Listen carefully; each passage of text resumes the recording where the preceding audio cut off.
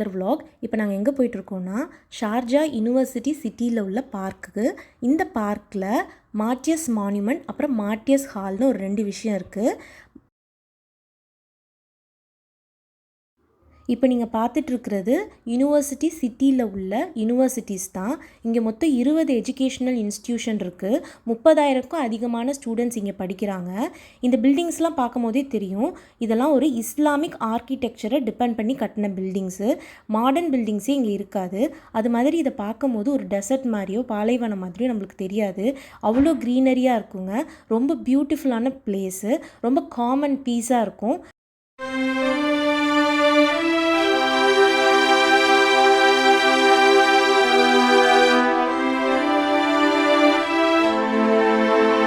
பார்க்க வந்து ரீச் பண்ணிட்டோம். அந்த கோல்டன் டோம் தாங்க ஷார்ஜாவோட அஸ்ட்ரானமி சென்டர். அங்கே ஒரு பிளானட்டேரியம் இருக்குது. அப்புறம் இந்த பார்க்கில் ஒரு ஜாகிங் ட்ராக்கும் இருக்குங்க.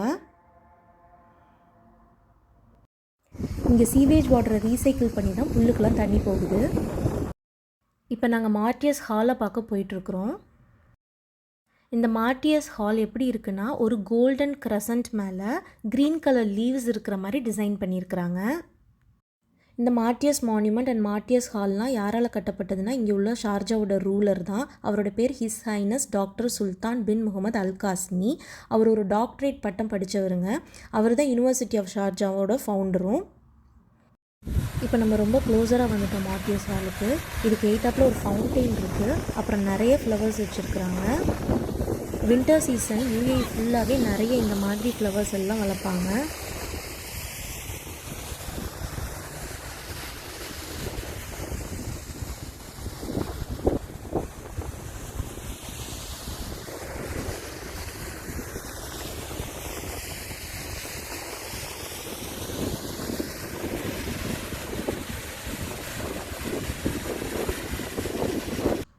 இப்போ நாங்கள் அந்த மார்ட்டியஸ் மான்யூமெண்ட் பார்க்க போயிட்டுருக்கோம்.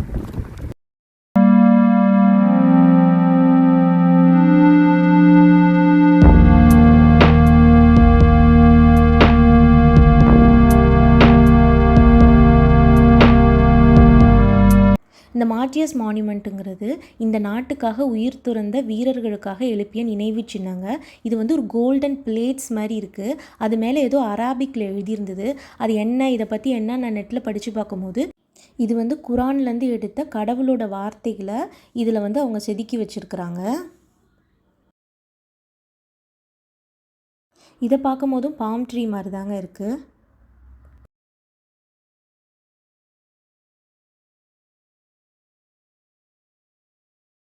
அவ்வளோதான் ஃப்ரெண்ட்ஸ், இதோட இந்த vlog இங்கே முடியுது. ஹோப் இந்த vlog உங்களுக்கு ரொம்ப பிடிச்சிருக்கும். எப்படி யூஏஇ மாதிரி ஒரு பாலைவன தேசத்தில் இவ்வளோ க்ரீனரியான இடம் இருக்குதுன்னு கூட நீங்கள் பார்த்து என்ஜாய் பண்ணியிருப்பீங்க. ஒருவேளை இந்த வீடியோ உங்களுக்கு பிடிச்சிருந்ததுன்னா உங்கள் ஃப்ரெண்ட்ஸ் அண்ட் ஃபேமிலி கூட ஷேர் பண்ணுங்கள். என்னோடய வீடியோ பிடிச்சிருந்ததுன்னா please do like, comment and subscribe. Thanks for வாட்சிங்.